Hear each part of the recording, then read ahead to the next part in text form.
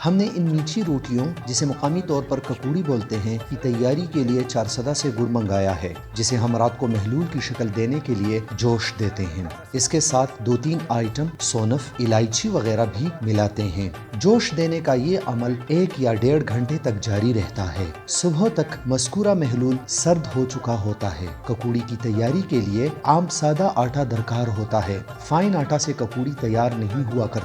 साथ मैदा, अंडे और घी भी शामिल किया जाता है। तमाम अज्जा को ईरान से दरामद किए गए मशीन की मदद से गोंधा जाता है। इस अमल के बाद दिन भर ककोड़ी तलने और बेचने का अमल जारी रहता है। स्वात में रिवाज के तौर पर हमें बाकायदा शादियों के लिए ऑर्डर्स मिलते हैं, या बच्चे ने पहला कदम उठाया हो, इस तरह मंगनी की तकरीब के लिए भी हमें ऑर्डर दिया जाता है। पेशावर, कराची, यहाँ तक के मुल्क से बाहर अमेरिका, यूरोप, दुबई या खलीजी मुमालिक के लिए भी हमें ऑर्डर मिला करता है। ऐसे मौक़ों पर हम फिर अपने मयार पर समझौता नहीं करते। वो भी मुसाफिर हैं, हमें दुआ में याद रखेंगे।